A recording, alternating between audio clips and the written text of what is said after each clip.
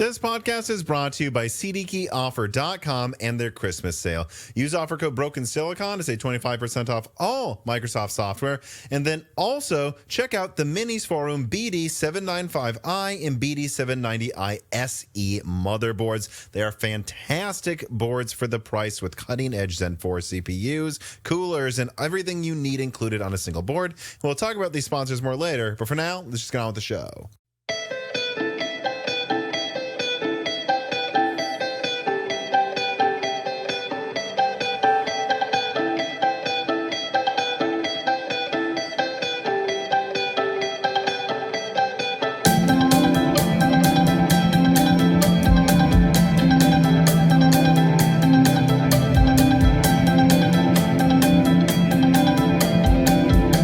Welcome to Broken Silicon, a gaming hardware podcast. I am your host.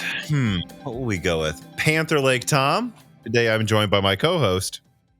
UDNA Dan. I don't know if that's too far in the future to use it, but I don't think, no, UDNA is. We'll get to what graphics are coming out next year. I do think there's some people that are a little too optimistic on when RDNA 5 is coming out, but no, I do not believe UDNA will be coming out next year. So hear me out. RDNA 4 in March, RDNA 5 in July. You mean in January? So no, now that's in March too. Oh yes, sure. And UDNA we get in December 31st. I think that makes sense to me. Yeah. All right, bye everybody. Bye. No, but of course, this is the final end of year episode where we are looking forward to 2025. We'll be talking about, of course, informed by the reader mail submitted by patrons. What we're most excited for, which product, what we're hoping out of the products. Of course, remember when you're listening to this will have been recorded, a little over a week before it came out. So we're not going to focus on exact price, exact, performance specs of a product.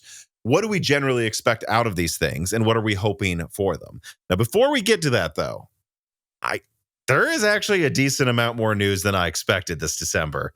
And because of that, I thought it would be ridiculous if we didn't comment on some of the things that developed over the holiday break. And so because I think I want to get our reactions to them while they're more recent.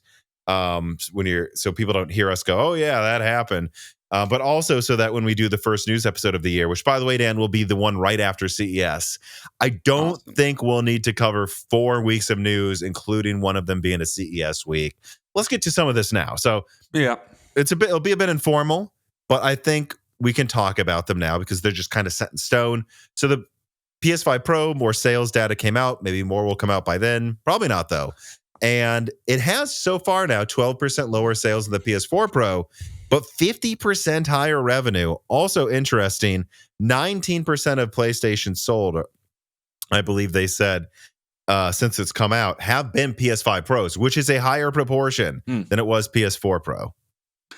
I think that means that the PS6 is probably $700, but the PS5 Pro, I think, was generally pretty well reviewed, and I guess people that think that there's a lack of desire for it, were wrong.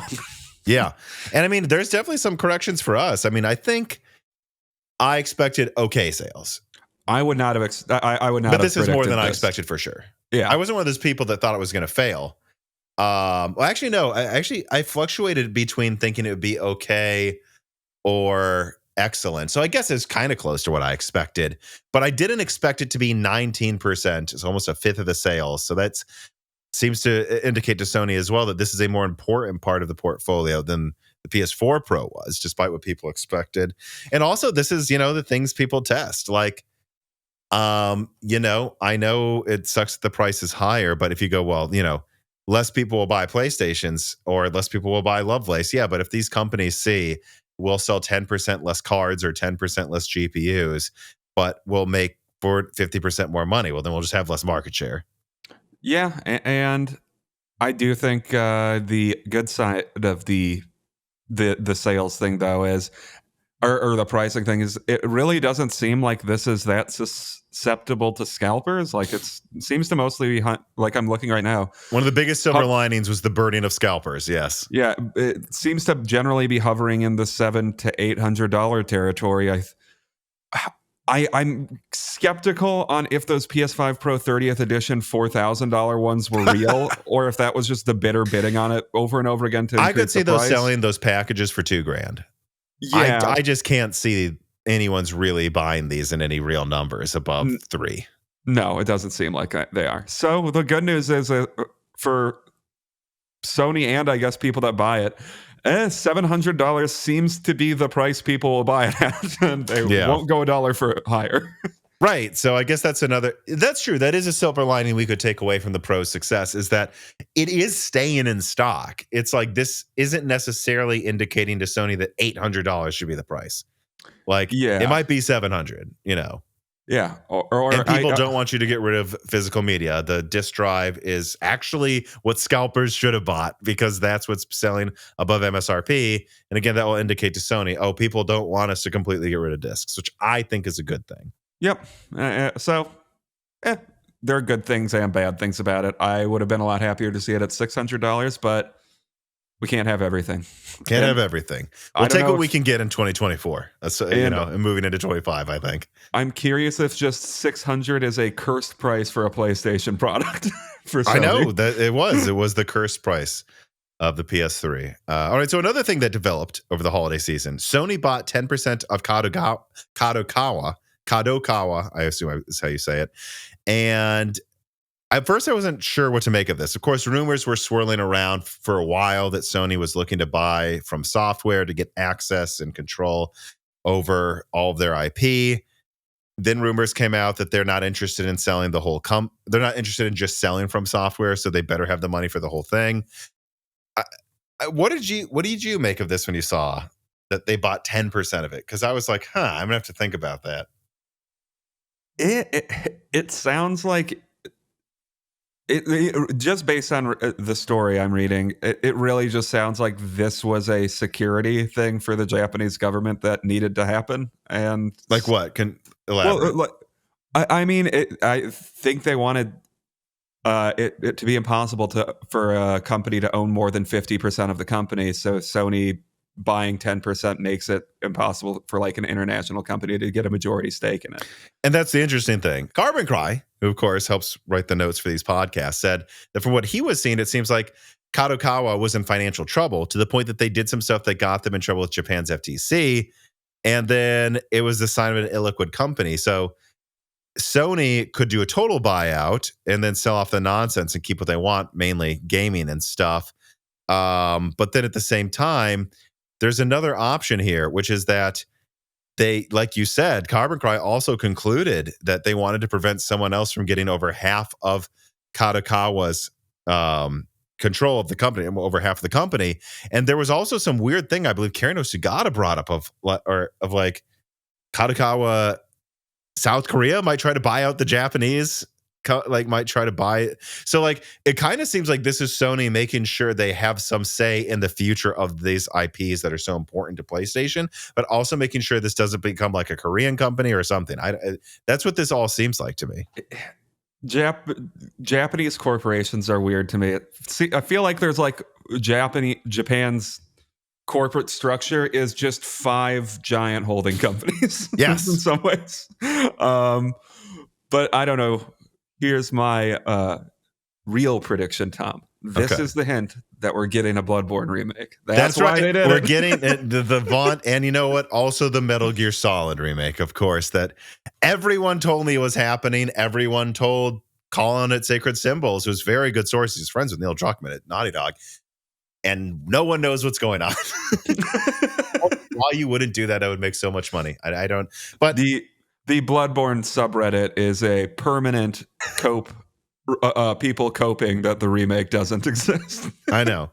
I think it probably will. I don't know. I certainly thought it would be sooner if it ever did. Well, Sony likes teasing that it will be a thing. Like in their last promotional video, I can't remember what it was. I think it was the 30th anniversary thing. They showed Bloodborne at the very end, so you'd think something is coming, but they just like murdering the hopes. Can we not have Sony push From Software for a patch for PS5? Something. Hear me out. Or hear me out. What if the next remake they do is The Last of Us Part 1 again for the PS5 Pro? Well, there's the giant teaser, and they like, what if they show Bloodborne gameplay for a minute, and then they just announce a Last of Us remaster? Do it. Do it. Let us move on to another story that just developed over the holiday season that actually is big news, I believe, and that's Project Amethyst, which is a joint machine learning initiative between AMD and Sony for graphics. Basically, from what I'm reading here, they're working on making libraries and architectures that are conducive to machine learning, like making sure it can do that in ray tracing well. And a lot of people are pointing at that. Mark Cerny, and I believe this has also come out since I started putting the notes together, has just basically said, yeah, look, PlayStation 6 is probably going to use UDNA. It's going to have extensive machine learning and AI capabilities, and the focus will be on a very powerful CPU and AI. And they'll be like, because I believe there was an interview where it's like, well, we won't say what's in that, but we would say it might be more likely to use and now he just openly said, yeah, it's going to be all about AI and, making sure the CPU can do incredible things. Because they don't see graphics as being as important this time around, besides making sure ray tracing gets to where it needs to get. I mean, that all makes sense. We've speculated like a ton about what you could potentially do with machine learning beyond just like ray tracing. So Sony leaning hard into that. It would be interesting. Like somebody was talking about this in the notes or a question about that. It would be kind of cool to see more novel uses, like for like speech or character generation stuff, if they could use machine learning for that. And I don't know, Sony leaning hard into machine learning for their next thing makes a lot of sense. Ray tracing, at least, isn't going anywhere. Yeah. Jensen Wang, not anti-competitive, writes in and says, is Sony the reason we're getting UDNA and Project Amethyst? It's funny, because what I was told by people at AMD months ago is that, yes, there's PSSR. Yes, AMD's been working on FSR4 for like a year or something. But that PSSR really, and yes, there's some knowledge sharing between AMD and Sony, but that it is not that Sony just took FSR and said, we'll make our version from this. They certainly looked at it, but that PSSR was its own thing they developed and then sent that as a package to AMD to help with FSR4. I don't know. I mean, I think there's a decent chance here that like Sony is a big part of pushing AMD to get its act together with FSR, not the other way around. I really think that. Yeah, I could believe that. I mean, I think they're helping. This is a way that PlayStation helps PC gamers. I definitely think Sony, yeah, like you said, is helping with the development, or I shouldn't say it that way. Them being such a big partner with AMD definitely lights a fire under their ass to keep developing their architectures, because it's just such a big client. But I think we would still see new graphics cards from them if Sony weren't there, because there's a lot of money to be made with graphics cards, and they're one of the companies that's the best at it. Yeah, but I mean, you could say like what, half of AMD's gaming is PlayStation at this point, if not most. And so Sony's like, hey, we're going to work together, AMD, because we need you to keep doing this. And we will, and frankly, we're half of your gaming revenue. So, if not most, certainly most. So we get a say in how RDNA and UDNA develop because it's being built for us. Well, it's being built for us, and it's also being built for data centers, because this is a unified architecture now, though. So that's another huge portion of the market. Now, I guess Sony at that very least, though, then forces the UDNA to remain a competitive gaming architecture. Mm-hmm. But while making sure it has the machine learning functions they think are important to gaming. Yeah. Like, I think, is Sony the reason we're getting UDNA? No, there's very good reasons to do that. For just having a unified architecture. So again, like this thing I've said a million times of like, if the 7900 XTX doesn't sell well in gaming, that sucks for AMD a ton, because they can't just easily sell it in AI. Like if 4090s don't sell well, NVIDIA's like, whatever, we'll make them into AI cards and sell those instead. And so AMD was always going to probably unify the architecture after seeing the success of how NVIDIA built kind of AI first, but still found a way to use it for gaming effectively. And that really has worked out well for them. But I think the more gamery focus, making sure that they don't do the minimum when it comes to upscaling tech and stuff. Yeah, I think Sony's probably the reason why we're getting that to a degree. Well, I mean, Sony's version of super sampling is the best you can get on AMD right now. So they're definitely pushing them in some ways. I forgot which game it was. There was some game that just got updated or something, and they're like, it matched DLSS. It's like, yeah, like some of them don't. There's definitely been some issues. Like I think, what was it? Silent Hill 2 or whatever that remake was, like had bad PSSR implementation or something. But there's like a couple games that just came out, and they're like, dude, after this update, it matches DLSS 3.8 or whatever quality. Like this is crazy or something. At least in that game. All right. Let us move on to another thing here that is recent news. And this was something pointed out by Kerry No Sugata, a contributor to Moore's Law is Dead, that I thought was very interesting. There's been all of these new RAM kits announced. One of them here, I note from Lexar, that focuses on low latency. So like DDR5 6000 driving for ultra low latency so that it's extra good for AMD systems, which want better latency more than they want faster speeds. The speed, I should say. And Kerry pointed out, wait, this is a huge deal. This signals that RAM companies are building kits for AMD before Intel finally. That's such a mindshare indication. Like, yeah, that's a good read between the lines there, and it makes sense. Why the hell would you build a gaming system with Intel in this day and age? Like, top to bottom, I don't think there's a single Intel CPU I would recommend at any price point right now. Like, I could do the Alder Lake i5s for $130. That's a good deal. Sure. Okay. Sure. Yeah. You know, and I'm sure we'll find like, oh, this Raptor Lake i7 is, $200 or something. Sure, I'll get behind that or whatever. Yeah, but, and that's not to say there aren't certain ones that could be at a good price at some point, but AMD really does run it from like $200 to $700. And AMD still has some pretty cheap CPUs that are also an option. Like so like the 5700 like X3D. Yeah. Which is an 8-core even. Well, yeah, the 5700 X3D, that's a little over 200 right now, I think. But I've seen it below. Who knows when this comes out where exactly it's at. Yeah, I shouldn't put a hard number. Who knows? Maybe it's Amazon's algorithm puts it at 170 tomorrow. or like when this comes out, it's $400. You guys always lie. But yeah, I mean, that's, if you think about it, though, these companies probably just saw the writing on the wall. They're like, well, Arrow Lake is cancer for gaming performance, for the fact that it's a 3-nanometer architecture that's supposed to be cutting edge. Every gamer is going to get the 9800 X3D. It's time to build our RAM kits and our marketing around AMD as the main gaming CPU, because that's what people are going to buy. I mean, Arrow Lakes, Intel may not catch up to the 9800 X3D until 26. So it's time to start building RAM kits that benefit AMD and AMD-centric ideas and design. So yeah, wow, what a sign of the times. I do hope people notice that when they're building their systems and don't just buy the thing with the fastest number on the front of it, though. We'll see. Intel terminates x86S. And this was interesting to me because it did remind me of Royal Core, where I heard they were playing around with different future versions of x86 as part of Royal Core.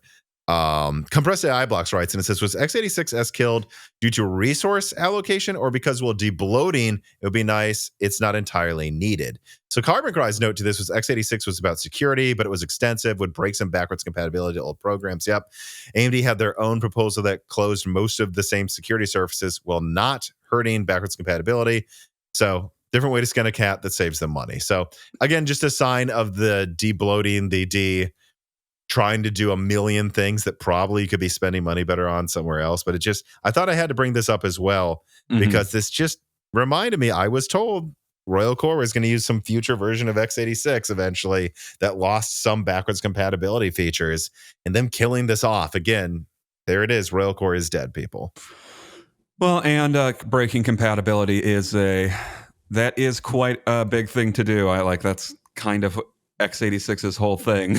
Is backwards compatibility. So I mean, I don't know. Maybe I'm not opposed to it at a certain point, but if you can keep going without breaking it, probably should.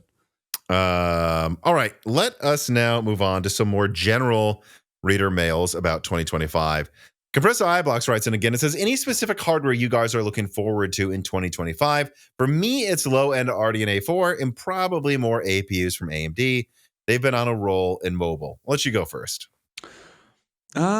Specific piece of hardware I'm most excited to see. I think it's Strix Halo, but we've been talking about that forever, and it's almost just like the end of a arc in our channel, to be honest. The Strix Halo arc.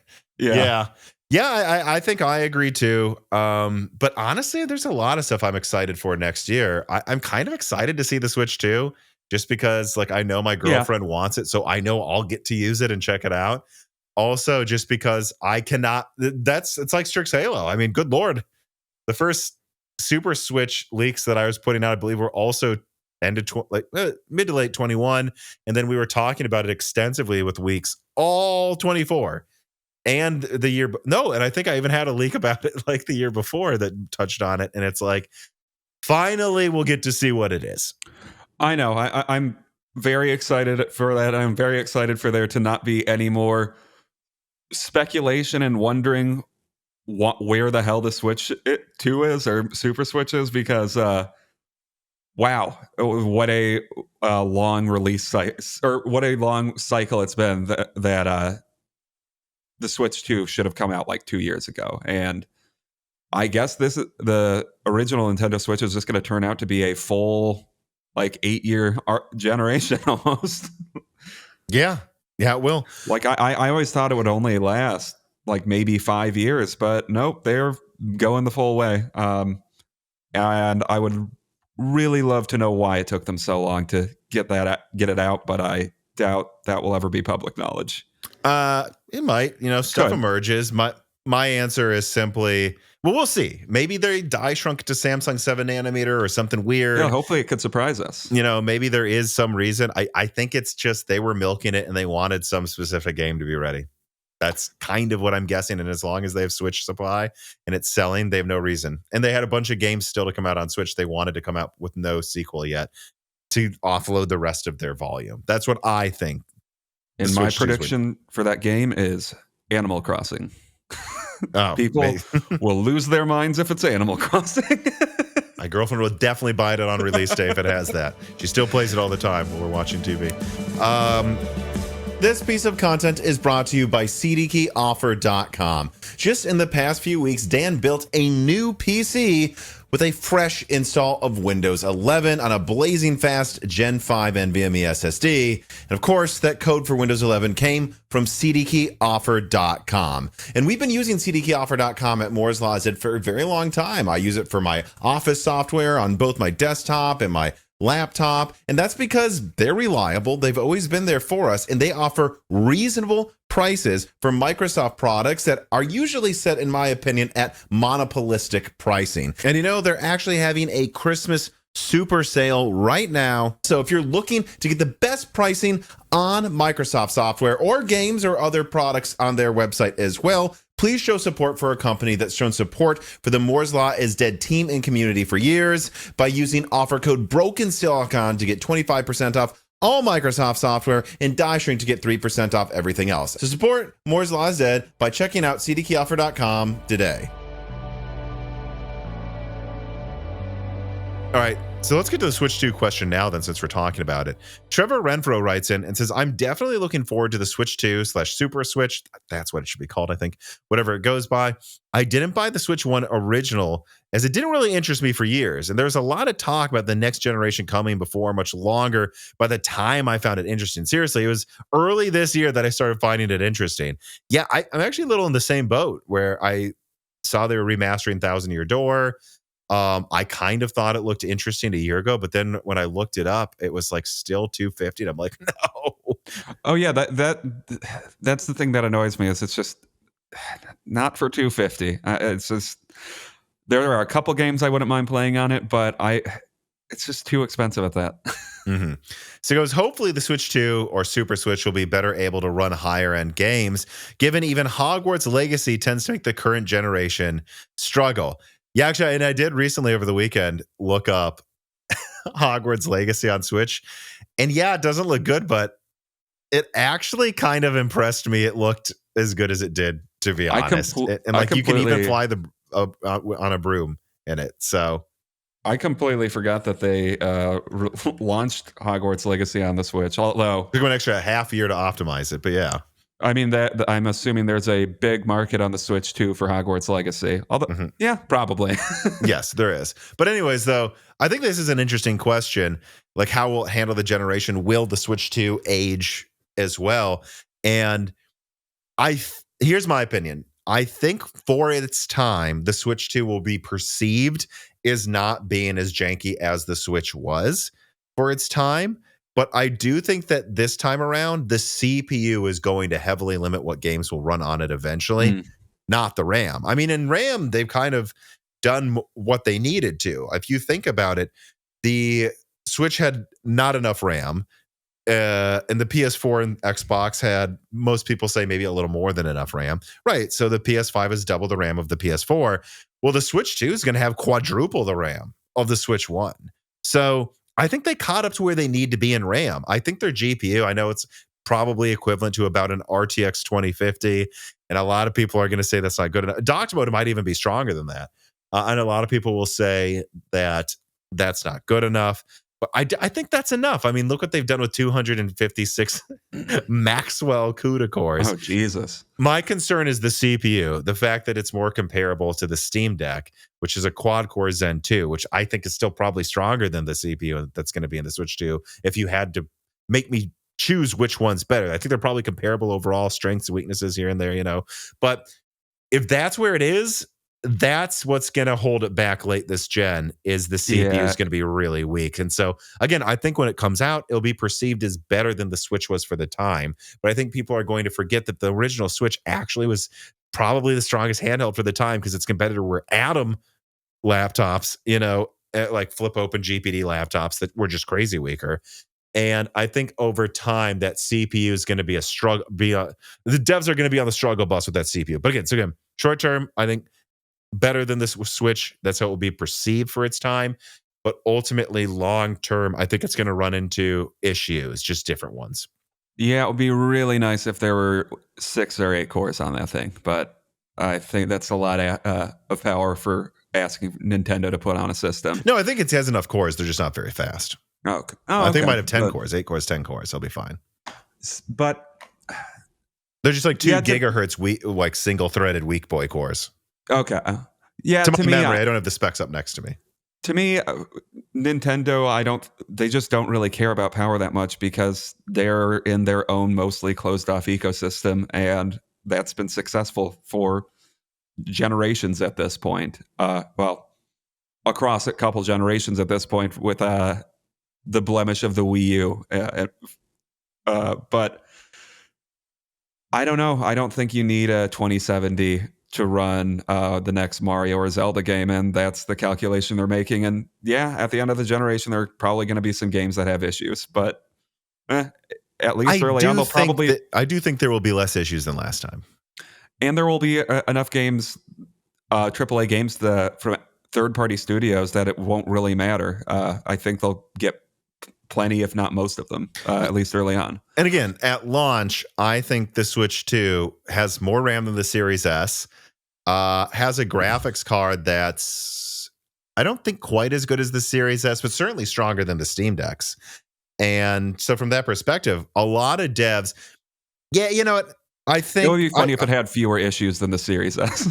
I think long term it's going to run into CPU issues, but actually, I think it will get more AAA game support through its life, because I think there's going to be, tell me if you agree with this argument, more games are GPU and RAM limited than they are likely to be CPU limited. Yeah, it's going to run at 30 frames per second. Okay, it will.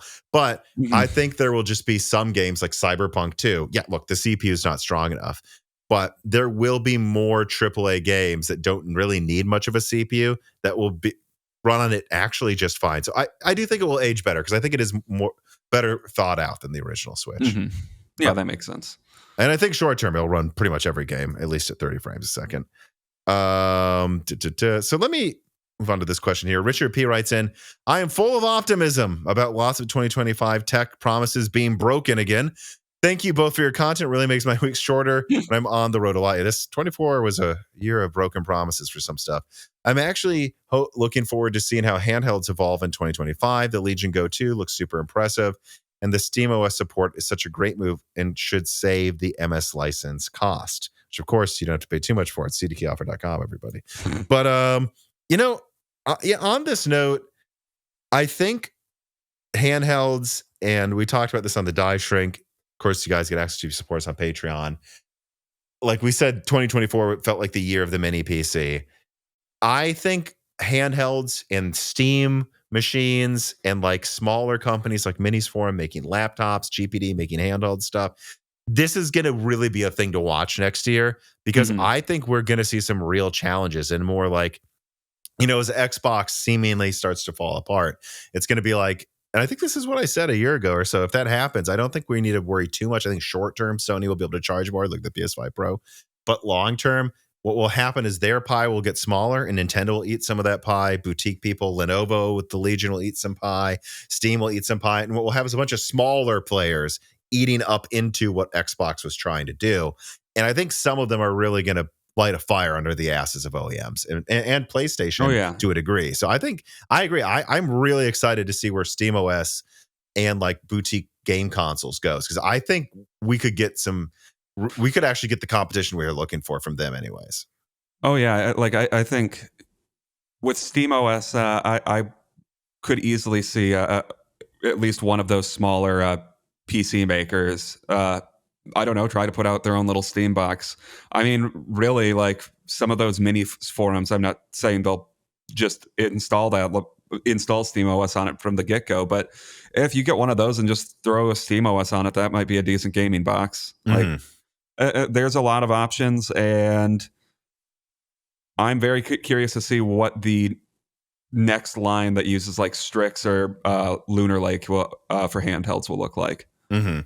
And, actually, let's move into this subject. Let me see here. Actually, here's one. Zach J writes in, with Steam now on ChromeOS. Oh, I didn't know that. Could ChromeOS or Android start to become a real Microsoft alternative? My one-word answer is no, but I will say this recently. Again, I believe this was on a Die Shrink.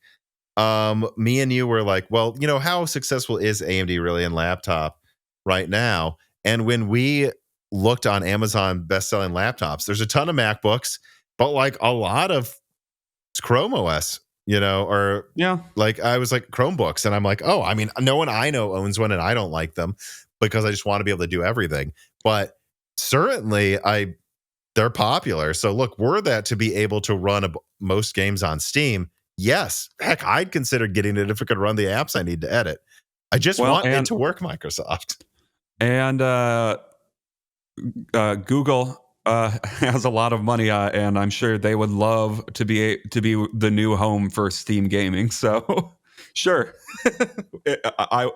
I could see that happening. I would like to see like how compatibility is right now, because until compatibility is there with games, there's no reason to migrate over, or no one should migrate over. Mm-hmm.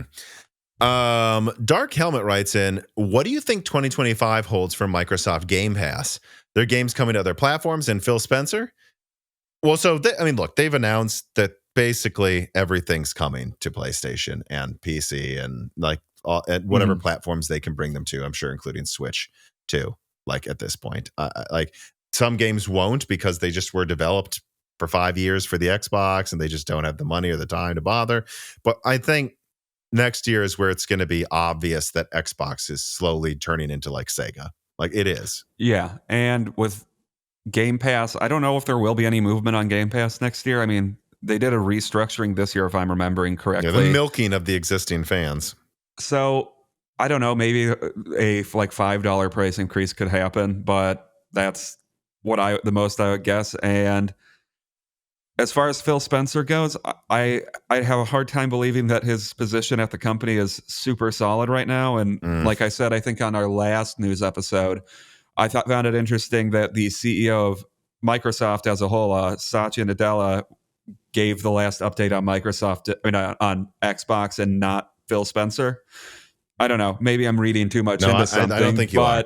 I think there's something there to that. Yeah, so I think we're going to slowly see Xbox become more just a brand that they don't talk about as much.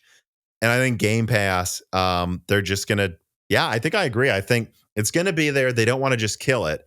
But what they will probably do is find more ways to up the prices for it and see if they can get away with it and make it stable. They're going to try to stabilize Game Pass, probably get rid of Phil. And yeah, they're going to become like Sega. That's what we think. Yeah. Right, let us move on to this subject here, since we're kind of talking about new entrants to the market. The Nvidia APU. Did that surprise? I mean, like, what are you hoping for out of Nvidia entering CPU? I don't know. I because I remember when I saw this one at first, I was like, wait, really? I mean, I suppose it was going to happen at some point. I'm expecting a mid-range kind of weak CPU gaming For gaming, GPU. at least. Yeah, for gaming, it will have some compatibility issues, but I don't know. I think it'll do better than what Qualcomm's first attempt at ARM. Well, Windows on ARM. I always get that backwards. Yeah, I mean, for me, I can just tell you what I hope. I hope they actually do surprisingly go for budget gaming. Like, that comes out and it's $1,000. They're like, this is the Nvidia laptop. It runs all of your games, or 99%, at, like a 4070 laptop or 4060 Ti, which means, it's like PS5 performance in a $1,000 notebook. The CPU is not the strongest, but it has a really good NPU. It's really efficient. This is what you were hoping the X Elite would be, plus extra gaming. And because we know the way to muscle into this is probably through gaming, because that's our strongest brand, that we're going to, target the $1,000, $1,200 market, and therefore light a fire under AMD's ass with Strix Halo pricing.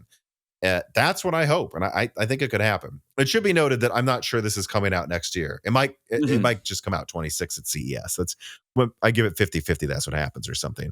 But I do know they're trying to launch it next year, which I was like, really? That seems quick. But they want this out now. Which, actually, on that note, Sakosha writes in, why is everyone trying to muscle into the laptop market? Is it really that profitable? Judging from Intel, they barely make any money, and that's like their last big market. Well, so Carbacry wrote in, yes, and they're making less money in server. Intel's problems are largely Intel's problems, not problems with the market itself, which, Intel always claims that. They're just like, well, due to market headwinds, NVIDIA just hit an all-time high. Due to market headwinds of our silicon being trash. Yeah. So, no, I mean, why is everyone trying to muscle into laptop? Because the market leader of consumer laptop is falling apart, and Microsoft's trying to make ARMs on Windows viable. The floodgates are open. Everyone wants a piece of that pie, and that's why it's happening. There's a power vacuum in the market, and a ton of people companies are going to compete to try to get into that market, especially given that Microsoft is incentivizing those competitors to enter the market. Yeah, and again, that's why I think you see NVIDIA rushing it. They're like, oh, we got to get it as quick as possible. Compressed AI Blocks writes in, does the NVIDIA APU exist as another way for Intel and or AMD to not be able to fully lock NVIDIA out of the laptop market? I'd say that's a plus.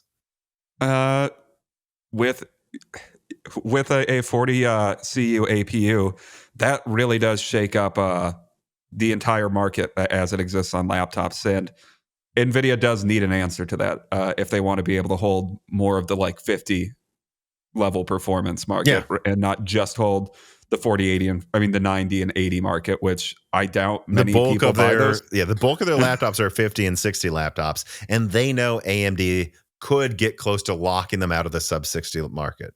Yeah. Yoda King writes in, hey, Tom and Dan, I'm sure this has been asked before, but NVIDIA is in the next step for them to start making and design their own CPU. but for Nvidia is the next step for them to start making design their own CPUs to grow as a company. Well, that's certainly like they've conquered graphics, they've conquered AI, and yeah, I mean Intel's falling apart. So again, there's a power vacuum. The next thing is CPU, and it just makes sense. The first step being laptop APUs, but I think this will be like the basis, mostly off the shelf ARM cores. They'll innovate, hire better CPU engineers. If they get good reviews for their first lineup, the next one will be a more custom core. And then I think you'll see 27, they'll try to launch a desktop chip. Like I think so. Yeah, I mean, that's a plausible timeline. If it gets good reviews, I could maybe see 28, that. but yeah. But yeah, 28, maybe they'll actually go for a high performance CPU. And who knows? Then Nvidia has the entire market in their hands. Yeah, I mean, obviously, this is mostly what MediaTek's cores this time around. So I don't think we'll see a truly Nvidia CPU until, like you said, 2028 or 2029. Well, maybe I mean, 27 if things go fast. But I think it'll be like an APU. It still wouldn't be like they're ready to take on Zen 7 head to head. Oh, yeah. I mean, that's not going to happen for a while, I don't think. Endless Logins writes in and says, with the Arc B580 being a runaway success, when will Nvidia beg Intel to put Arc stickers on their GPUs? Because if you read the comments, it seems like the B580 is definitely more popular than Nvidia, right? Which is a sarcastic. I thought it was a funny joke. Yes, I know. If you read the comments, you'd think that Nvidia is about to go out of business with the cards that don't even show up on Amazon bestsellers. But Tom, the tens of people that bought it love it. I'm sure they do, unless they're playing the handful of games that are recent releases that don't work. But joking aside, what are you hoping for out of Blackwell? I mean, we have to talk about this. I hope they keep the pricing generally where it is now and they don't push the envelope by going like another $100 up in every market segment. And I hope the 5090 stays below 2200. Yeah. I think we know about where performance is going to be, so all of my hopes are pricing related. I have to agree. I think everything comes down to pricing. I have no doubt they'll have some new version of DLSS, some neural thing, some new way of adding AI into rendering that will be awesome and look great and cause AMD to say, also, we totally have that coming out soon, TBD. Yeah, we also have super DLSS coming out. We didn't just throw this on the slide 5 minutes before we came out. Yeah, like with what was it? FSR 3. Yeah. Fluid frames. But yeah, I mean, I think, and of course, the last video I put out of the year, I believe, unless somehow another video came out before this, who knows, was talking about how I made this argument. Like, I looked at the cost of just RAM and the silicon difference between the 4090 and 5090. And I'm like, based on that alone, we're not even talking about if the cooler, the board's more expensive, the fact that shipping rates are up. That alone makes it close to a linear increase to like $2,000. And I think my suspicion is if they make it $2,000, it's because they'll go something like, again, I'm using this because it's round numbers. It's 50% faster than the 4090. And yes, it's, whatever it is, like 25% more expensive or something, but 1.5 divided by that, 20% better price performance. They'll just kind of go down the stack and be like, yep, it's the $1,200 5080 or $1,300, whatever it is, but it is, this percent faster than that, 20% better price performance besides the 5070 and 5070 Ti, because those need to compete with RDNA 4. That's my guess on what they're going to do. And if they do that, I guess that's better than what they tried to pull with Lovelace, where price performance got worse. Or they'll look at the most expensive 4090 on the market and say, actually, it's double price performance. I doubt that, but yeah, I wouldn't be surprised if it was $2,500. I am also curious with Blackwell in general. Are they going to try to cook the numbers as much as they did last time? Well, I don't know if you saw, there was some leak out of Inno3D or someone, I don't remember who said they were talking about neural rendering. Now, they might just be saying that because, it's neural rendering. But who knows, Dan? Who knows what they're going to try to do? Like if half of the frame's interpolated and just like, but if they do, I'll be fascinated to see how that pans out. This wasn't for gaming, but we've talked about this before. My favorite NVIDIA image is them showing how rapidly their AI is scaling, and they changed the precision on the graph. So right. it They looked used like it less was going up precise. It wasn't faster. even linear. Yeah, I know exactly what you're talking about. So yeah, I mean, I don't know. I think we agree. Look, Blackwell will be very strong. Blackwell will be very efficient. Blackwell will be better at ray tracing than Lovelace per raster performance. And I'm sure the 512-bit 32 gigabyte 5090 will be powerful. But at the end of the day, it's going to come down to, are they going to go as crazy with pricing as we think they could? That's it. That's what we're hoping for. We have no doubt it'll be powerful. It's Nvidia. Of course it will. Mark Smith writes in, will Nvidia continue to make apps or features in the forthcoming generation of RTX cards the previous generation are not able to use? Thank you for a great year of PC content. Keep up the good work. Thank you. We will try. What do you think, Dan? Are they gonna have some feature they gatekeep from Lovelace? My guess is maybe like DLSS 4.0 could be, but I don't know why it would be locked. And I don't know what other new big tech they could introduce, like frame generation. That I don't want to say what I've heard of say. something like some new IP block, but Oh, I don't have okay. any proof, so I'm not. If there's a new IP block, sure, I could that imagine does them something to it. help with neural rendering. Yeah. So I'm kind of 50-50, but I guess gun up to my head, I think so. Don't sue me if they don't, but I'll be pleasantly surprised if they don't. But I just feel like there's going to be something that only Blackwell can do, because it worked for them before. Why not? Yeah. Let me see. So, all right, we're on the graphics train. Let us continue that actually then by just swapping on over here to RDNA 4. XPK 200402228 writes in. It says, will AMD not fuck up another launch for RDNA 4? You know, I'm not willing first. I'm never willing to make a bet on if AMD won't fuck up a launch, because they really like doing it for some reason.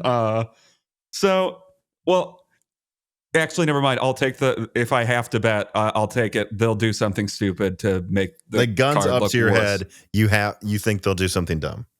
Yeah, that'll make people either they'll sandbag for some reason and make deflate excitement, or they'll do the weird up to thing again, and everybody's like, well, this honestly, this seems like you're lying more than Nvidia just like saying it's 4 times stronger now. Like, this almost feels like more lying, because what you're doing is like within the realm of possibility and what makes sense. So we don't really know how to take what you mean ever. And actually, that's kind of the problem with AMD these days is AMD needs to not do that for a couple launches for people to not have that perception. So no matter what, that's going to be the perception when they unveil it. And then on review day, we'll either be slightly disappointed or slightly impressed. I would go as far as to say that even if it's not misleading, like even if they say up to, I don't know what it would be, up to, 40% more up to 20% more performance in the XTX, and it ends up actually being 10 to 15% on average. Don't say up to. Like, it doesn't matter if it's fair and how you portray it. I would just not have a slide that says up to, unless it's like 1 out of 4. Like, here's the average performance. Here's the performance in this actual game. We didn't mess with the numbers. And look, yeah, in remote scenarios, it can get up to 90%. That's not on average. That would be okay. But if all they show is up tos, even if it turns out to not be misleading, even if they're sandbagging, that is dumb. No more up to for you, AMD, for at least a few gens. Okay, but what if what the marketing team is getting from all of this data is we need to stop saying up to, let's replace it with as much as. Yeah, certainly. Yeah, if they remove AMD, if they don't have any up to slides, I will be a lot more confident in whatever they're presenting. So I really hope or if they just do, again, it's like 1 out of 3 and they're like clear about it. Yeah. I would much rather see like a 20 game benchmark compared to like a 7900 XT or something. That's what I'm hoping to see. Ice Bear writes in and says, have you heard anything about RDNA 4 besides the 8800 XT? When talking about RDNA 4, it's been almost exclusively the top die that's been discussed. And with Intel's B580, it would be interesting what AMD plans for the far lower end 8600 series. So, yeah, I have. I'm a little concerned like I put out a leak a long time ago about Navi 48. That was talking about, was it 48? Is it 44? The small one. I'm already forgetting. 44 is the small one, right? I think so. I think. Okay. Well, you know what, Dan? That's my memory. Yeah. Okay. 44 is the small one. Yes. That's not always true because 31 was the big one. But yeah, I mean, I remember being told confidently by people at AMD and Nvidia who often know more than some people at AMD about what they're making because they must just have amazing Oppo research over there.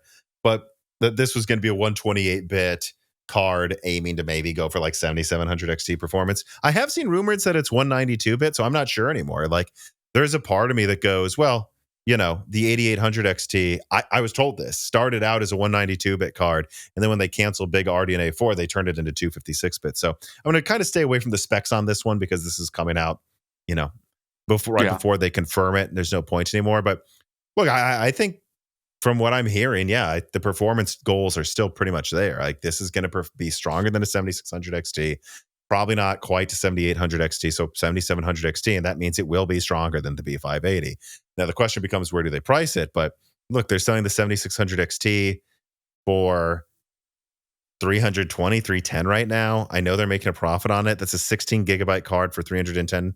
I believe the die size of Navi 44 is probably smaller than the 7600. So despite being 4 nanometer instead of 6, I don't think it's going to cost that much more to make than the 7600 XT. So I think they can easily do 300 to 350 and crush the B580. And then the cut down version, I just hope they don't do 8 gigabytes above 250. And frankly, I would say they just should not do 8 gigabytes, man. Unless, again, you call it like the 70 or the 8500 XT and it's $200. Then sure, it can have 8 gigabytes, I guess, even though I don't like it.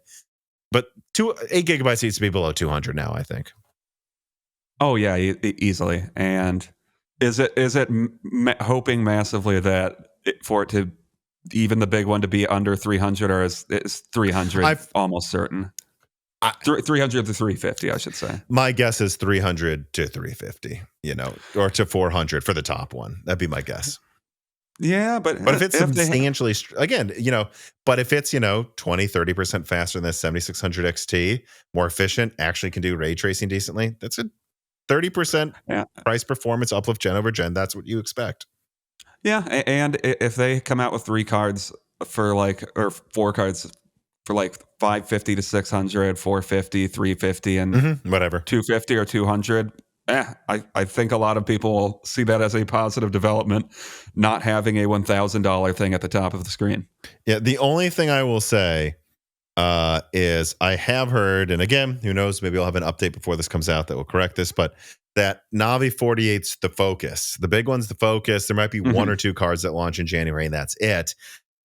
Much like Nvidia with the 5060, AMD doesn't sound rushed to do the low-end cards.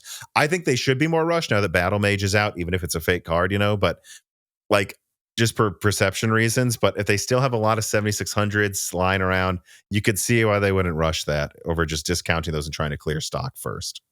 It would be a pretty big marketing win, though, if they could upstage the 580 while it's still somewhat fresh on people's minds. So. I agree.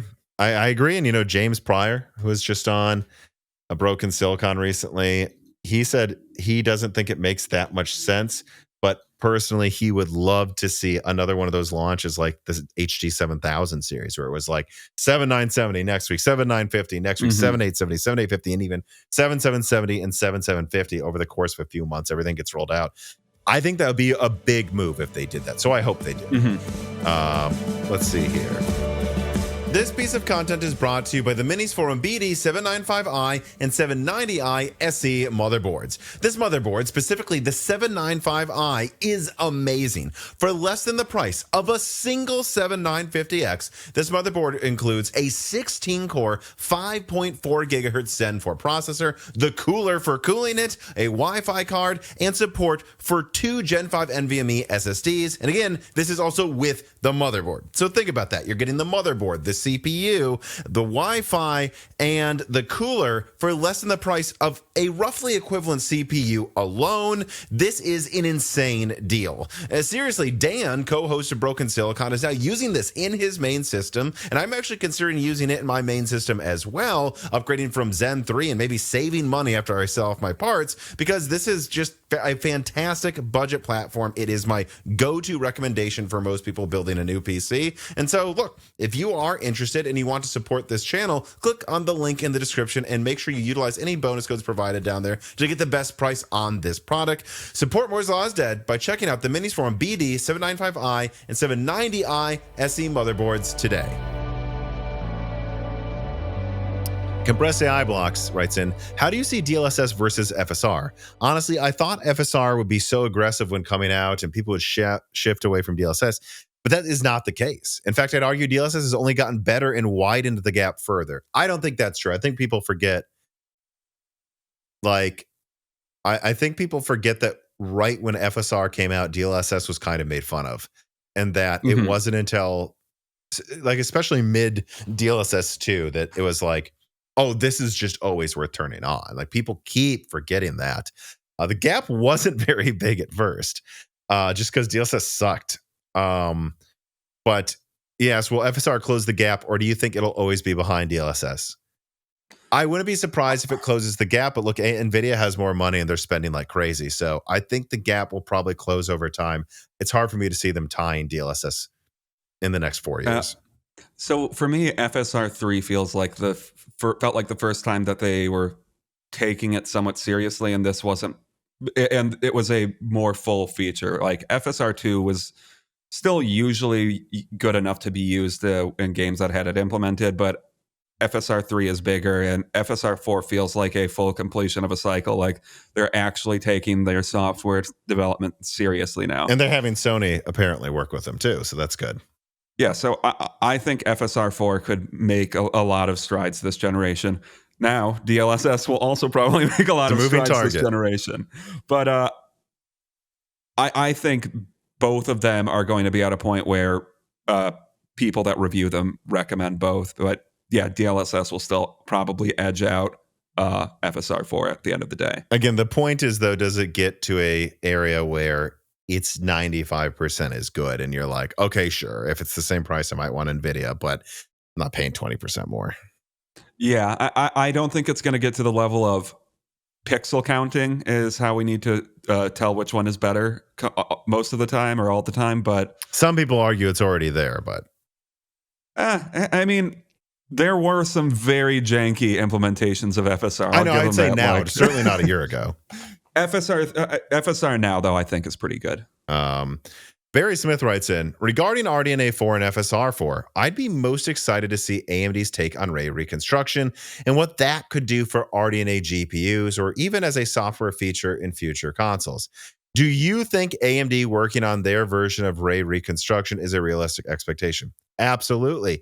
And I don't know if this was submitted before the Project Amethyst thing was announced, but I think this is the thing Sony wants, is better synergy between upscaling and how the resulting ray tracing in that image looks. Absolutely, Sony's going to make them work on this, whether AMD wants to or not. Yeah, will it make its way into this generation? I don't know, but I suspect that they would be working on that. I mean, AMD's usually trying to make competitor softwares to Nvidia whenever Nvidia has them, or technologies, I should say. All right, so we've touched on most of the graphic stuff. Just rolling back here to the beginning of the script that we completely ignored for a while, but I do want to bring it up. I don't know how much we have to say about this. Strix Halo, I think we kind of talked about already, but what about Krackan, and what about Zen 5X 3D and the R5 9600? That should be coming out soon too. I mean, I don't know that much to say about budget Zen 5. Yeah, it'll be a little better than budget Zen 4, but yeah, I think my thoughts with Krackan mostly pretty much begin and end there. I expect it to be their next budget option, and their budget options are usually pretty good. What about the 9950X3D? I'm very excited to see how the 9950X3D and the 9900 X3D perform. I want to know, does the 9900 X3D continue to be the dumbest product AMD launches, or will it make some improvements? But X3D in general, yeah, that's I think why AMD is so dominant in gaming these days. So I don't think it will be that much better performance, or really any better performance than the 9800 X3D. But if there are two Vcache cores, maybe it will be. Yeah. I mean, two Vcache I will say, CCDs. and it does seem like there's a good chance it's just one CCD. If they do that, though, it just has to be perfect. They have to have the core parking and scheduling perfect. And if it is, there's not much to say. Look, it's just going to dominate, right? Oh, yeah. The core parking has to come out without any kinks like it did last time. Mm-hmm. Otherwise, it's like, what are we even bothering with here? AI Fish AI Wrangler writes, and it says, with the leaks that Krackan will be named the AI 7 and AMD's uncanny ability to call the end of fads, how soon do you think we're into another laptop lineup rebranding? My guess is 2 years. Yeah. I think after Medusa, they'll rebrand or something. I could be wrong, but I was kind of just crossing my fingers that they throw it out it's every after 2 one gens, generation. so I'm going to say 2 gens, not 2 years. 2 gens. They seem to have a thing and then do 1 to 3 gens. And so I think 2 gens after Zen 5, that might be the last time, and then they rebrand again. I could be wrong. I don't know if I hope I'm wrong, because I kind of hate the current naming scheme, but or what if we grow to love AI 7 over the course of the next year, Tom? yes. What if we do? That'd be incredible. What do you think the next fad they're going to predict the end of, Tom, is going to be? Well, it's funny because, right, there was DNA, and then there was cloud, and then now there's AI. I don't know. I don't know what the next bubble is. Space, like just the outer space CPU for space travel for some reason, for space explorers. Augmented reality. Oh yeah, God, and that never quite happened. But God, imagine if it was VRDNA or RVR. Oh my God, that sounds so dumb. The RVR 5700 XT. Now I'm kind of praying that's what the they RVR, do. so we could just go RVR. Yeah, AMD. I want to have to say RVR for the next 2 RVR years. sounds like a word if you were like making me speak backwards. Be like, just RVR. Yeah, it's. I think it's almost getting to Simlish. Yes. All right. We've got that Zen 6 could launch at the end of next year, although my gut's starting to tell me CES, like why they don't have competition. But Trevor Renfro writes, and it says, hopefully Zen 6 and RDNA 5 will be good and not get delayed. I plan to upgrade my PC early 26. I'd say there's a chance Zen 6 is there, although I keep seeing this in the comments, like RDNA 5 is going to launch at the end of 2025. I doubt that. With RDNA 4 launching in the beginning. I mean, I'd be shocked. Yeah, so I don't know where this idea is coming from. Could it be early next year? Maybe, but my guess is mid 26 is probably where we see both of these at this point, except for maybe some specific APUs or something. Yeah, AMD is more and more moving to a 2-year release cadence for CPU. Well, both, but I get the feeling that this is a shorter generation for a GPU, just because there's no graphics, or there's no high-end graphics card. So shorter doesn't mean end of next year. Mid 26 makes sense for both of those, though. Quick Jumper writes in, Tom, I think you mentioned that not all of the things or features are successfully implemented in Zen 5. I wonder what those improvements are. Will this mean Zen 6 will be even bigger improvement over Zen 5 than Zen 5 was over Zen 4? So the number one thing was the memory controller, that it sucked. And they I don't know if they were trying to make a new one and they just threw it out and went with the same one again. It's kind of what it seems like, actually. And I also know that like their ladder cache and the architecture just didn't deliver the IPC they were hoping for. So there's a couple of things that held them back. But again, if it's something that isn't like heavily influenced by the memory controller being updated or not, that's why you see some server workloads that they like double performance or something. So there are parts of the architecture that are still killing it. It's just, they didn't get quite the IPC uplift they were hoping. They were genuinely hoping for 30%, but it became clear that wasn't going to happen a year or two before launch. and the memory controller was botched. So I'm being told they're rebuilding just a basically grounds up new memory controller for Zen 6. So from that perspective, I think Zen 6 will have 10% more IPC at least, though that's less than what AMD claimed the IPC uplift is for Zen 5. But I'm going to say, if Zen 6 has a 10% IPC uplift, but that results in 8% higher performance per clock in gaming, yeah, I think Zen 6 will be perceived as better.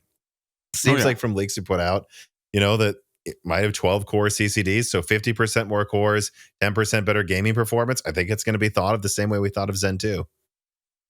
Especially if they don't have the completely unforced error of overpromising with the 9800X, or well, let it be the 10800 or whatever they call it, X, for literally no reason. So everybody's disappointed on review day. I really do hope they lead with X3D next generation. Yeah, we'll see. Who knows if that changes. I think AMD said in an interview, someone from AMD said recently, though our release cadence for X3D is about to change. And it's like, okay, so good. I don't know. We'll see. I think they're going to have 3 variants of Zen 6, probably just like Zen 7 will. And the way they're organizing the dies is different. So I'm not sure what to say about X3D. It the paradigm for when you want it or how good it is, or it might be a new way of doing it, might change. All right, let's see the remaining things we have here. So Zen 5 Threadripper. That is technically something that could come out late next year. Or will Threadripper be neglected like it seems to be increasingly happen? Well, no, it should be coming out because I've seen rumors about it too. And I think there's rumors that they might actually give you Vcache on it on Threadripper. So I guess from that perspective, that might be awesome depending on the cost, actually. But those are going to cost what? That would be like what, $4,000 probably? What would make me excited is if there is a 24 or 32 core or even 16 core, all Vcache CCDs, and you can get it for under $2,000. We'll see. I mean, if it was 16 cores, cool.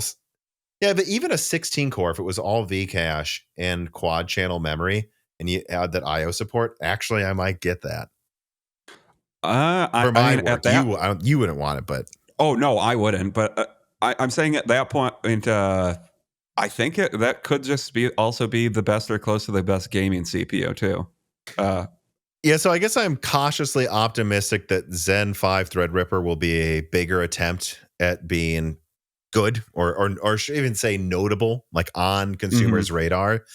But I still doubt it's going to be what we wish it was. But I could be wrong because there are some rumors that are actually painting it fairly optimistically. But we always have those, so we're going to have to wait and see what happens. Yeah. All right, well, then that leads us to the remaining Intel stuff. So there's Arrow Lake Mobile. I don't know anything to say about Arrow Lake Mobile. I mean, it will be better. It'll be a lot more efficient than Raptor Lake, probably. My guess is Arrow Lake is fine on laptop. Yeah, that's really the most I have to say. They're not their power issues are better. I don't know. Arrow Lake's probably fine. Or Arrow Lake Mobile. Yeah, relative to how desktop performed. We'll see. Certainly it's Intel. God knows what will actually happen. Panther Lake, I'm much more excited about. Which one was Panther Lake again? Coming after Arrow Lake. I think they could have one good generation in them. I don't know. I mean, well, I don't know if you remember it all, but it's supposed to be like 5 to 10% higher IPC, 20% better performance, 30% maybe performance per efficiency. How do you see that competing though? 10% more. Let's say they get both. It's 10% more performance and it uses 30% less energy. Does that turn things around that much? I think in laptop it'll make a dent. I think on desktop, I mean, it's not going to beat Zen 5 in gaming. No, but it might come close, and I could see that reality being like the i5 or the i7 are worth getting in gaming compared to a given AMD part, especially if the part that like the i5 is competing with is still like a 5700X 3D, although at that point it might be like 7600 X3D or something. But yeah, I think it could be competitive there. I don't think it's going to be the gaming king that people get over the 9800 X3D though. Mm-hmm. Yeah. But yeah, I guess because the big problem with Arrow Lake right now is that it's just the everything bad. Like it loses gaming, it trades blows in application performance. Sometimes it wins, sometimes it loses, depending on what it is.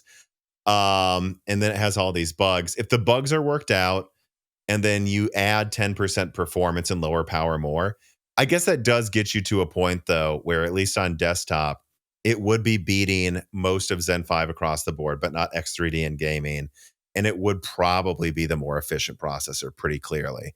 And so I guess if they launch that and Zen 6 isn't out yet, it'll be okay. And it'll be like, I don't know what we would compare it to, but like, it'll be like, okay, this is an option. You know, the question just is, will it be able to be priced competitively? Because I'm telling you, if Zen 6 isn't out by then, well, even if it is, even more so if it is, I think, you know, Zen 5 is going to be cheap. I think even if it is just 10% better overall, 20% even than Zen 5. Yeah, but if there's like $450 16 cores, $350, and this isn't inconceivable. That's what happened to Zen 3. $350 12 cores. The 9800 X3D is like $350. I don't know. It's going to be hard for me to see how it makes a big dent, but it could at least make Intel viable again and help them out a lot in laptop, I think. Yeah. It could at a minimum give them some breathing room as they work through their design problems. Because I'm very worried about what happens with Intel 2026 and beyond, more than anything. All right, what else do we got here? So then there's also Clearwater Forest with Darkmont. I don't have much to say. You know, Clearwater Forest, I believe, will use Darkmont. So that's what's in Panther Lake. From what I've been told by sources, that's going to be single digits faster than Skymont, which is in Arrow Lake and Lunar Lake, which means, you know, so you're looking at better than Raptor Lake, little cores and hundreds of them. Could be okay. We'll see. I don't know. I know that AMD will be about to release like 256 core Zen 6 Venice. Don't see how it's going to beat that. But what about Bartlett Lake? This was that thing that like the second it became clear Meteor Lake wasn't good and that Arrow Lake might not be good, everyone was freaking out because it's 12 P-core Raptor Lake. I mean, Compressed AI Blocks writes in and says, will Bartlett Lake ever make its way to 1700 do-it-yourself? Honestly, it seems like 8 Raptor Cove cores would be their best bet for gaming. Sadly, or maybe 12. What were you going to say? You answer first. I think this is just a thing people are really hoping will magically reinvigorate Intel, and I don't think it's going to be I don't think it's going to be a real widely released product. Like, no, I don't think there's going to be a DIY Bartlett Lake. I could be wrong, but well, so I asked a source before we got on, like, hey, I haven't mentioned this in a while. Have you heard of Bartlett Lake just recently? And the person goes, yep. I'm like, okay, do you think it's coming to consumer? They're like, they think low and mid-range laptops will maybe get some Bartlett Lake. Oh, that makes sense. I'm like, what about desktop? No mention of it. So I don't know. It could come to desktop, but is anyone really going to care? I mean, I know the hyperventilating over Bartlett Lake, I think, and it's this thing we always see. People forget that time will pass. Yes, I know a year ago, before Zen 5 was out, a 12 P-core Raptor Lake launching would have been great. But it's not in 2024. It's going to be in 25. And when there's sub $200 5700 X3Ds, you can get $50 AM4 motherboards a lot of the time now. You know, I saw the 9600X, I believe, is right around $250 on Amazon. The 9600 is coming out within a few months. It might be $200 if it isn't at launch. Like, are you really going out to build an LGA 1700 system or to upgrade your Alder Lake CPU to Bartlett Lake when you know you can maybe get by the end of the year like a 9800 X3D or something or like some of these things for like the price of the Zen 5 CPU and motherboard for the price of what this i9 will be? Because 10 nanometer isn't a cheap node. It's an expensive node. Intel's going out of business because they're stuck with 10 nanometer, which is an inefficient, expensive node that costs too much to make. Like, So who's buying this $500 or even $400 12-core i9 when they could get a $400 9900X with like 32 gigabytes of RAM for free at Micro Center with, I don't know. Yeah, it really just feels like if it was $350, sure, upgrade from Alder Lake to this. But if it's anything else, yeah, it really feels to me like some people, the message they've internalized about why Intel CPUs suck lately is because E-core is bad. So therefore, if we remove all the E-cores, it will be good. And I don't think that's how things work. I mean, it could be, but it would have to be, give me 12 Panther Lake P-cores. Yeah, I don't want, Sure, that might be good. But like we're wrapped Alder Lake plus being sold in 25. No, I don't. It doesn't excite me. No. All right. Final question here, everybody. James Railton writes in and says, will 2025 be the year when we see LLMs and natural sounding text-to-speech being used for NPCs? Can GPUs properly multitask between rendering and running an LLM? Not. They can. A powerful one can, yeah. But will AMD's poor LLM performance hold back gaming? No, because I think there will be an indie game with this. It's not going to be a bunch of AAA games, but I think indie, yeah. Next year? I think there will be a indie game. Okay. An hour long that lets you do this. True. I mean, yeah, that's fair to say. I mean, I guess they have all of those AI chatbots now. If somebody implementing that into a form of a game, sure, that's possible. I think next generation you're going to see this a decent amount, though. Oh yeah, PS6, next Xbox, yeah, for sure. I mean, Mark Cerny basically said it. Yeah, insinuated by Mark Cerny, it will be a thing. Yeah, to bring it all full circle here. All right. Well, I mean, that's the looking forward episode. We got through, as far as I can tell, everything we wanted to. We certainly hope that everybody is preparing to have a fun New Year's Eve and New Year's overall. I don't know, Dan. Any final thoughts for the new year? I have a closing thing. I'll do it. I think, and it's something I think I said on the David episode. I just want to reiterate it. I don't know if it's going to be 2025 or if it's going to be 2026, but I think at the minimum over the next 3 years, all of this negativity about Intel having issues, Microsoft, Xbox having issues, and like, oh, there's no competition. Just you wait. Apple has the M4 Mini, and it's actually competitively priced for the performance. I mean, Steam's making a console. Nvidia's making CPUs. Qualcomm's got a second gen coming. MediaTek's making their own APUs as well, it sounds like, in addition to partnering with Nvidia, kind of sounds like to me. PlayStation's making a handheld to compete with the Switch. The Switch might actually run AAA games. And Lenovo's making a SteamOS console. And all these mini PC companies are like going to be able to use SteamOS or Windows. And just you wait. Competition isn't going anywhere because we're not pretending Battle Mage is the second coming of Christ, everybody. Like, competition's coming. The power vacuums will be filled. Just you wait. I'm not worried about competition. I just don't know if it's going to go crazy in 6 or 2025, but it's coming, and I think we're going to at least see the tremors of it next year. I mean, I think we're going to see a very good chance we're going to see at least two ARM CPUs come out from two different companies. Yeah, I think we're going to see a lot of crap, but some of it might be really good. So let's hope let's hope there is one good new entrant into the market as Intel is getting. It's rumored that ARM is going to make dedicated graphics cards too. Yeah. You wait. It's been rumored for a long time, but you wait. I don't know if it's next year or 26. Competition's coming. There's going to be more competition. There's going to be. Oh, yeah. All right. So on that note, I think we can close this episode. Thank you again, everybody, for supporting us through 2024. We hope you'll continue to support us through 2025. Join the Patreon, people. Get access to the die shrink that just came out. Get access to the back catalog. Be able to ask us questions. Talk about this in the Discord. We cannot do this without our patrons.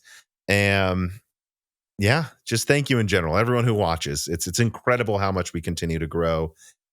are almost to 200,000. I never thought we'd get to 100. I don't even know if I thought we'd get to 50. I mean, I'm trying to remember where we were like back in 2020. Beginning of the year, 10,000. Yeah, I know. I'm just 20,000. Beginning of the year, 20,000. I think that was a pretty big growth year, and I remember like seeing things like, oh, we're at 50,000. That felt nuts. 100,000 felt nuts. 130,000 felt nuts. 200 is crazy. Yeah. So, and we couldn't do it without all of you. So thank you for helping us. Thank you for supporting us. And thank you for just, supporting content that you like. Because, I mean, that is what makes us keep doing it. So I'm going to start rambling as I am obviously exhausted. I have to go make dinner now. But we will be right back, with another episode in a week. I'm having on a developer to talk about what it's like working on Battle Mage and stuff. So already great content coming very soon. Make sure you're a patron so you can ask that guest questions. And have a great New Year's, everybody. Goodbye. This podcast was brought to you by the YouTube channel and website Moore's Law is Dead. Moore's Law is Dead and Broken Silicon are trademarks of their creator, Tom. That guy is me, and I am indeed the creator, editor, writer, and showrunner of Moore's Law is Dead podcasts, videos, articles, and other media. However, it's not just me. Moore's Law is Dead is a team, with Broken Silicon co-hosted by my brother Dan, audio editing by Gerard Cortez, renders being done by the industrial designer Jean-Philippe Clermont, and special assistance is also provided by Carbon Cry and Carrie No Sugata as well. Find all of our information at www.mooreslawsdead.com on the About/Support page. In the event you do want to hire me for consulting work, hire Gerard for audio work, hire Jean-Philippe for industrial design work, or you're interested in working with Carbon Cry or Carrie No Sugata as well. You can also find our long-term sponsors on that page if you want to show them some love for putting food on our tables. Or you can also mail us some love. You can send letters or hardware donations to the following address: Moore's Law is Dead, P.O. Box 60632 in Nashville, Tennessee, zip code 37206. Although, to be honest, the best way to show Moore's Law is Dead some love is to support us on Patreon. Patrons are what makes Moore's Law is Dead content truly possible. Every month, and really every day, depending on who you're talking about, me, Gerard, Dan, and Jean-Philippe are working tirelessly to provide a steady stream of content that we could not keep doing unless we knew the work was possible without being reliant on sponsors dictating every little thing we put out. Don't get us wrong. We love our sponsors, but we love directly working for you, our fans, much more. If you have any extra money, even a couple free dollars a month, consider supporting us directly on Patreon. Those couple of monthly dollars will get you access to the exclusive podcast Die Shrink, voting on subjects of future podcast episodes, the ability to ask guests questions, and of course, access to the Moore's Law is Dead Discord full of like-minded people who I am sure would love to meet you. I am one of them. Additionally, higher tiers get access to early, ad-free episodes of Broken Silicon, the ability to ask questions in all Broken Silicon episodes and Loose Ends live streams ahead of the recording, and the entire back catalog of Moore's Law is Dead podcasts, in addition to having thanks in the credits of videos and podcasts depending on the tier, with other perks available as well. And hey, if you cannot afford to support us directly every month, please do share Moore's Law is Dead videos and podcasts with friends and family, and on social media and websites like Reddit, and give Broken Silicon a 5-star review on Apple Podcasts or your preferred podcast app of choice. All of this does really help us so much. But like I said, this podcast would not be possible without the patrons directly providing predictable and reliable support every month. And so now it is time to give a personal thanks to the greatest of the fans. The following supporters are at the 10 gigahertz or higher supported levels: Brad Medlin, Drita Foles, Z Jits, Daniel D, Deke, Nicholas Buckner, Aaron Close, Jan Rauner, Daniel Hyde, GC Ziggy, MJB1,